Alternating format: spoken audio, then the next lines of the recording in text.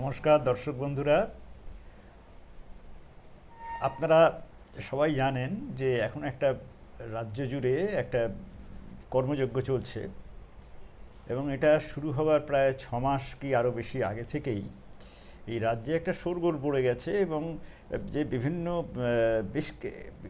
বিশেষ করে একটা দুটো দল তারা যেন একটা কি সর্বনাশ হতে যাচ্ছে এরকম একটা বার্তা পৌঁছে দিয়েছে এবং সব বেশ কিছু অংশের মধ্যে ভুল বিভ্রান্তি ছড়ানো হয়েছে। কিন্তু আমরা এখন এইখানে দর্শকদের আপনাদের সকলকে একটা একটু সহজ করে বোঝাবার চেষ্টা করব যে এই সমস্ত ভ্রান্ত ধারণাগুলো যেন আপনাদের না থাকে এবং এই ভ্রান্ত ধারণায় মধ্যে আছেন কিছু মানুষ যাদের সংখ্যা উল্লেখযোগ্য। এখন নির্বাচন কমিশনের এই কাজটা তো নতুন নয়, এটা চিরকালই করে এসছে, তবে এইবারে একটু ব্যবধানটা দীর্ঘ, তো প্রত্যেক বছর হয় না, এটা বিশেষ বিশেষ সময় হয়, কিছুদিন বাদে বাদে হয়, কারণ এই সমস্ত ভোটাররা তারা বেরিয়ে যায়, তা বেশ কিছু ভোটার বাইরে চলে যান, এদিক ওদিক চলে যান, কিন্তু ভোটার তালিকার নামটা থেকে যায়, আবার বেশ কিছু মারা যান স্বাভাবিক কারণেই। স্বাভাবিক অস্বাভাবিক যে কোনো কারণেই হোক, মানুষ তো মারা যান, তার ফলে তাদের ভোটার তালিকায় নাম থাকার কথা নয়, কিন্তু তারা নামগুলো থেকে যায়, আর সেই নামগুলো সেই জায়গায় অন্য লোক গিয়ে ভোট দিয়ে আসে। এই জায়গাগুলোকে ঠিক করতে হয়, এটা প্রত্যেক বছর এমনিতেই সারা বছর ধরে চলতে থাকে ভোটার তালিকায় নাম তোলা বা করার ডিলিট করার কাজ, কিন্তু সেইটা বিশেষভাবে হয় না, ভালোভাবে হয় না। তাই অনাবাসী ভোটারদের এইবারের যে এটা ছিল যে যারা অনাবাসী ভোটারদের নাম মুছে ফেলার জন্যে নির্বাচন কমিশন একটা দায়বদ্ধতা রয়েছে। যারা অনাবাসী মানে যারা এখানে বাস করে না, অথচ ঠিক ভোটের সময় এসে ভোট দিয়ে যায়, অথবা তারা আসে না কিন্তু তাদের ভোটটা অন্য কেউ দিয়ে দেয়। আর ঠিক এই জায়গাটাই আমাদের রাজ্যের শাসক দলকে একটু বেকায়দায় ফেলে দিতে পারে বলে তারা নিজেরা মনে করছে, অথবা এই ব্যাপারে আগে থেকে একটা সাফাই গেয়ে রাখা যে আমরা যদি হারি তাহলে বুঝবে যে এই নির্বাচন কমিশনের জন্যই আমরা হেরেছি। 2026-এর বিধানসভা নির্বাচন আসছে, আর মাস 2-3 আছে, 3 আছে। এখন নির্বাচনের ঠিক আগে আগে দলের অনুগত পরিযায়ী আর সংখ্যালঘু ভোটার ভিতটা যাতে ঠিক থাকে, তার জন্যে এই যে একটা সংশোধনী প্রক্রিয়ার মধ্যে দিয়ে যাচ্ছে, এইটাতে একেবারে তৃণমূল ভীষণভাবে ঘাবড়ে গেছে। ভেতরে যতটা না ঘাবড়েছে তার থেকে বেশি তারা দেখাবার চেষ্টা করছে। ভেতরে ঘাবড়েছে তো বটেই, কারণ গোড়ায় গলদ আছে, সেই গলদগুলো আমরা একটা একটা করে বলবো। এই সংশোধন প্রক্রিয়া ওই শাসক দলের পক্ষে একটা বিপর্যয় আনতে পারে, কেন না এতে তাদের লাখ লাখ ভোটারের নাম বাদ যেতে পারে। কমিশন জানিয়েছে যে এই নিবিড় সংশোধন সেই সব ভোটারদের নাম বাদ যাবে যারা সাধারণত এই এলাকার বাসিন্দা নন, কিন্তু তাদের নাম পশ্চিমবঙ্গের তালিকায় রয়েছে। এর মানে এই যে ব্যাপারটা এইরকম, ধরুন পশ্চিমবঙ্গ থেকে রাজস্থানে কাজ করতে চলে গেছে, সেখানেই থাকে বেশিরভাগ সময়, হয়তো বছর 10-15 ধরে সেখানেই, বছরের মধ্যে হয়তো 11 মাসই সে সেখানে থাকে, কিন্তু তবুও সে বাংলায় ভোটার তালিকার নাম রেখে দিয়েছে। তারা কিন্তু সেই জায়গায় গিয়ে নাম লেখাতে চায় না, অনেকগুলো কারণ আছে। কারণ হচ্ছে গিয়ে তাদের রাজ্যের যে সরকার সেই সুবিধাভোগী দল, তারা তাদের সেই ভোটগুলোকে তাদের জেতার জন্য কাজে লাগাতে চায়। ধরুন যে ব্যক্তি দিল্লিতে থাকে কিন্তু পাটনায় তার বাড়ি, তাকে দিল্লির ভোটার হিসাবেই নাম লেখাতে হবে। এটা জনপ্রতিনিধিত্ব আইন বা রিপ্রেজেন্টেশন অফ পিপলস অ্যাক্টের 20 নম্বর ধারায় করার কথা। এইখানে সাধারণভাবে বাসিন্দা, এই যে শব্দবন্ধ বা পদবন্ধ, এটার ব্যাখ্যাও দেওয়া আছে। তারা সেই সাধারণভাবে বাসিন্দা নয়, তারা সেই রাজ্যে ভোটার থাকতে পারবে না। কোন জায়গায় সম্পত্তি থাকলেই কিন্তু আমি সেই জায়গার বাসিন্দা হয়ে যাই না। আমার বাড়ি আছে কলকাতায়, কিন্তু আমি বছরে 11 মাস কি 11.5 মাস আমি থাকি দিল্লিতে, বছরে হয়তো 15 দিনের ছুটি পেয়ে আসি, সেইটাকে বলা যাবে না যে আমি কলকাতার বাসিন্দা। আচ্ছা, বাংলাতে এটার বিশেষ তাৎপর্য কি? বাংলার ক্ষেত্রে কেন এটা এত সিরিয়াস হয়ে যাচ্ছে? সারা ভারতবর্ষে তো সব রাজ্যেই এই ঘটনাটা ঘটছে, আরও 12টা রাজ্যে এই একই সময় হচ্ছে। কিন্তু বাংলায় কি হয়েছে, লাখ লাখ পরিযায়ী শ্রমিক, মানে এক রাজ্য থেকে অন্য রাজ্যে যারা, তাদের পরিযায়ী বলে, সেই শ্রমিক দেশের অন্য অন্য বহু রাজ্যে তারা পাড়ি জমিয়েছে, কারণ এখানে কাজকর্ম নেই। তারা সেখানে কাজ করে, তাদের নাম বাংলার ভোটার তালিকা থেকে বাদ যাবে এই ভয়টা তার পাচ্ছে। কেন, এই ভোটারদের একটা বেশিরভাগ অংশই কিন্তু তৃণমূলের ভোটার। বাংলা সরকারের নিজস্ব পরিসংখ্যান অনুযায়ী প্রায় 21.67 লাখ অন্যান্য রাজ্যে থাকে, কাজ করে। তারা সেখানে যাদেরকে বলে ব্লু কলার কর্মী, মানে নির্মাণ বা কৃষিকার্যে চাষের কাজে নিযুক্ত হয়। এখন তো তামিলনাড়ু বা কর্ণাটক, কেরালায় ওই কৃষি শ্রমিকের কাজও লোকাল লোকরা করে না, কারণ তারা অন্য আরও ভালো অর্থকরী কাজ করে, তারা সব লেখাপড়া শিখে ভালো ভালো কাজ করে।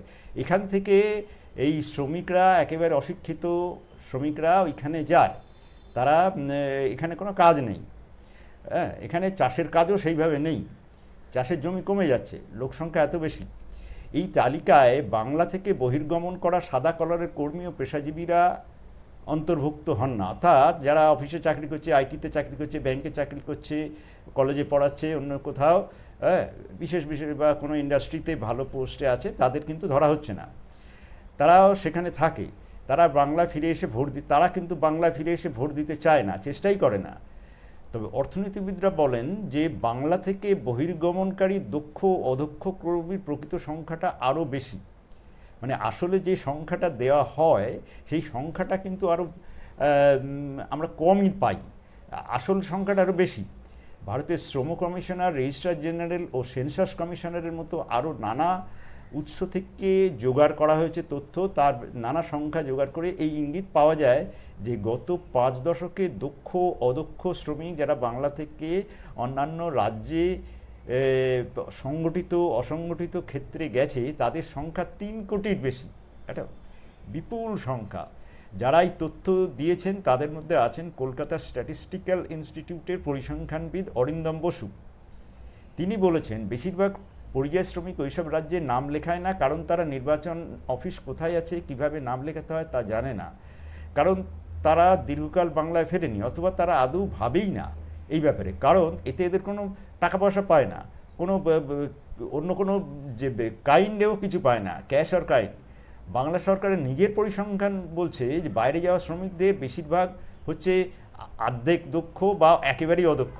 তাদের একটা বিরাট সংখ্যা গেছে মুর্শিদাবাদ থেকে, এছাড়া আছে মালদা, নদিয়া, বীরভূম, উত্তর ও দক্ষিণ 24 পরগনা, অন্য সব জেলা থেকেই গেছে। এইসব যেগুলো বললাম তাদের থেকেই বেশি গেছে।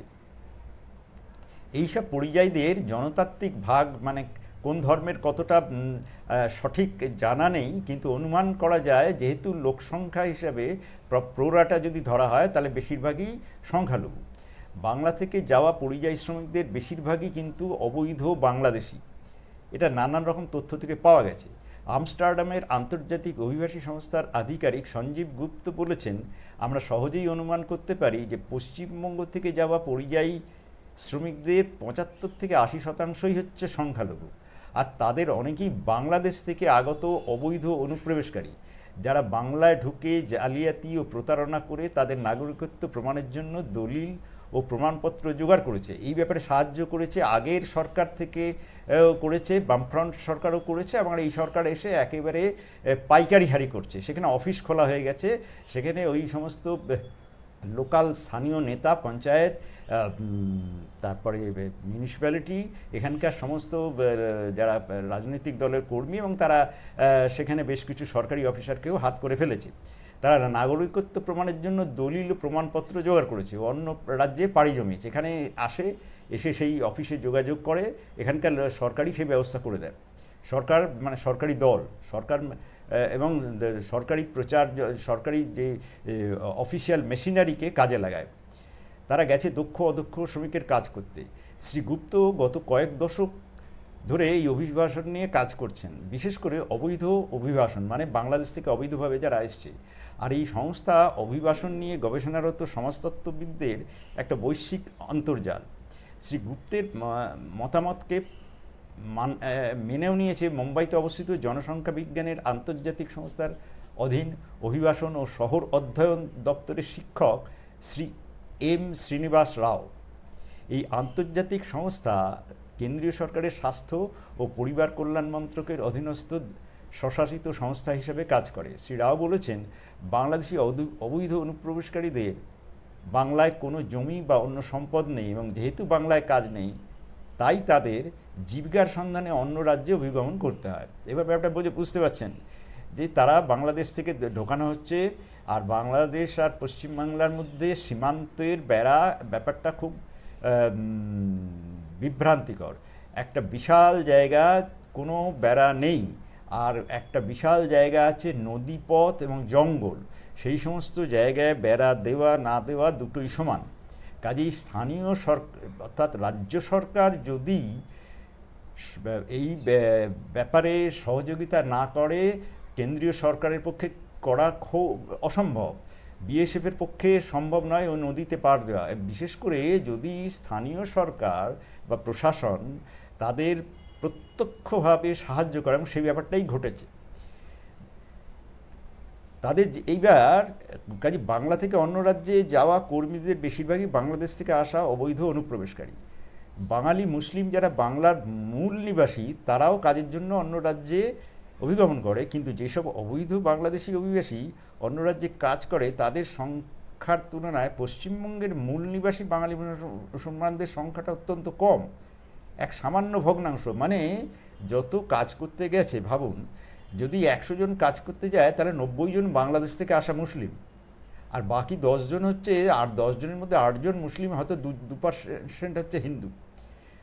উড়িষ্যার বালাসোরের ফকিরমোহন বিশ্ববিদ্যালয়ের জনসংখ্যা দপ্তরে দেবেশ মহান্তি বলেছেন যে বাংলাদেশ থেকে আসা অবৈধ অভিবাসীদের অন্য রাজ্যে কাজের সন্ধানে যাওয়া ছাড়া অন্য কোনো গতি নেই।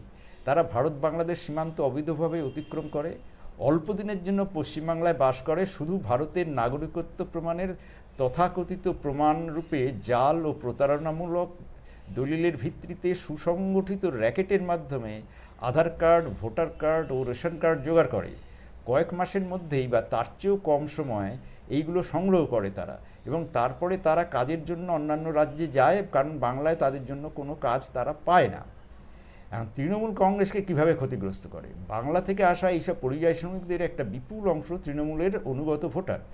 রাষ্ট্রবিজ্ঞানী শ্রী অভিক সেন বলেছেন, বাংলাদেশি অবৈধরা তৃণমূল কংগ্রেসকে সমর্থন করে কারণ শাসক দল তাদের তোষণ করে।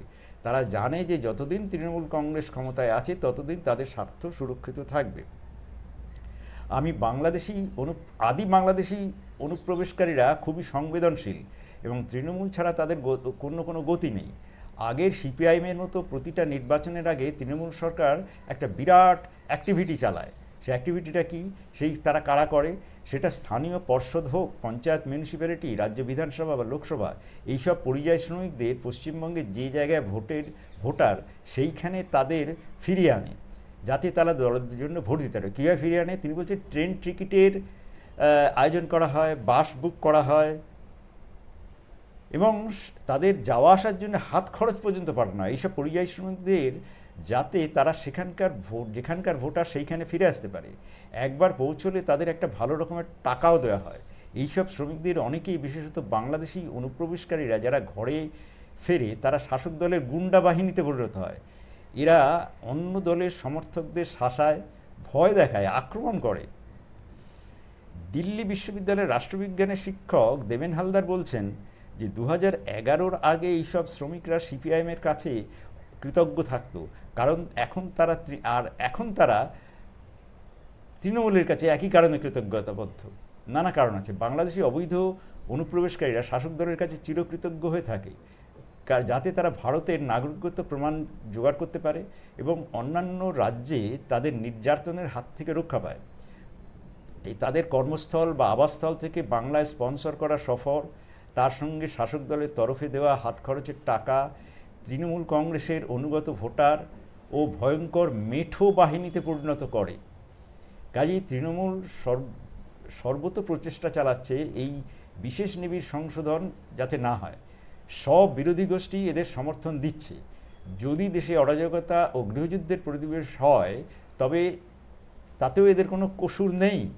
ব্যাপারটা ভাবুন, বাংলায় ঢোকানো হচ্ছে, তাদের ফলস ভোটার কার্ড, আধার কার্ড, রেশন কার্ড সমস্ত কিছু দেওয়া হচ্ছে, তারা সাবসিডি পাচ্ছে, তাদের মহিলারা এখান থেকে লক্ষ্মীর ভাণ্ডার পাচ্ছে, তাদের ছেলেরা এখান থেকে সেই সব কার্ডের বলে বাইরে গিয়ে ভারতীয় নাগরিক সেজে, বাঙালি সেজে কাজ করছে, এবং ভারতের ভোট এবং সেইগুলোর একটা বড় অংশ বাংলায় যখন ভোট হয় তারা সেই বাংলায় ভোটের সময় এখানে এসে শুধু ভোট দেয় না, তারা ভোট লুট করতে সাহায্য করে। এবং বাংলায় ভোটে যেই এত মারামারি, এত খুনোখুনি হয়, এই খুনোখুনির কাজেও এরা যোগ দেয়, বাইরে থেকে এসে খুনোখুনি করে পালিয়ে যায়। ব্যাস, তাদের আর ধরা যায় না, ভোটের পর সেই করে তারা চলে যায়। তা এই জন্যে তৃণমূলের মাথায় বজ্রাঘাত হয়েছে যে তারা যেন এটা সমর্থন করতে না যায়। কিন্তু তাদের সেই আশায় বালি ঢেলে দিয়েছেন, তাদের একদম সেগুড়ে বালি। তারা নির্বাচন কমিশনেরও যথেষ্ট বুদ্ধি আছে, তারা সেই কাজটাকে কিভাবে ট্যাকেল করছে এই নিয়ে পরের এপিসোডে আমি বলবো। আপনাদের এই বিষয়টাতে আপনারা একটু সজাগ থাকবেন, কারণ এইটা আমাদের ভবিষ্যৎ রাজনীতি এবং ভবিষ্যৎ সমাজ ও জাতির নিরাপত্তা এবং অস্তিত্বের লড়াইয়ের সঙ্গে জড়িত। ভাববেন না যে এটা এখন আপনি সুখে শান্তিতে আছেন কিন্তু এই অবস্থা থাকবে না। তা আপনারা বাংলাদেশ, তার আগে পাকিস্তান তো আগেই দেখিয়ে দিয়েছে, এবার বাংলাদেশে আপনারা দেখছেন গত 80 বছর, 1946 থেকে 2026, ঠিক 80 বছরে তারা এখনো পর্যন্ত প্রতিদিন হিন্দু নির্যাতন চলছে। এটা এমন নয় যে এটা এখন এই 2024 সালের 5ই আগস্ট থেকে শুরু হয়েছে, ব্যাপারটা আদৌ তা নয়। এটা নিঃশব্দ সন্ত্রাস প্রতিদিন ঘটে চলেছে। একদম এই সম্পর্কে অনেক বই আছে, সেগুলো আমরা পরে আস্তে আস্তে বিভিন্ন এপিসোডে বলবো। আপনারা আমাদের এই অনুষ্ঠানগুলো শুনতে থাকুন, তাহলে যাতে আপনাদের অন্তত এই বিষয়ে আপনারা সিদ্ধান্ত নিতে পারেন, এবং নেওয়াটা অবশ্যই দরকার, কারণ আমাদের এই বাঙালি হিন্দুর অস্তিত্ব কিন্তু বিপন্ন। ভাববেন না যে আপনি বা এখন সুখে আছেন বা বাইরে পালিয়ে যাবেন, বাইরে পালিয়ে যাবার পথ বন্ধ, আর কোনো জায়গা নেই। তারাই বা আমাদের নেবে কেন? কোনো জায়গায় নিচ্ছে না। ইউরোপ কিন্তু বিমুখ হয়েছে, ইউরোপের অনেক দেশ ঢুকতে দেয়নি, মধ্য এশিয়ার লোকদের মুসলিমদের ঢুকতে দেয়নি, এবং ব্রিটেন, ফ্রান্স, জার্মানি বা হল্যান্ড এরা ওদের ডিসিশন নিয়ে ফেলেছে অবৈধ অভিবাসীদের তাড়াবে। তা কাজেই আপনারা আমার এই বক্তব্য থেকে যদি উপকৃত হন তো ভালো। এটা একটু এরপরে আপনারা আমাদের অনুসরণ করবার চেষ্টা করবেন পরবর্তী এপিসোডগুলো। ভালো থাকবেন সবাই, নমস্কার, ধন্যবাদ।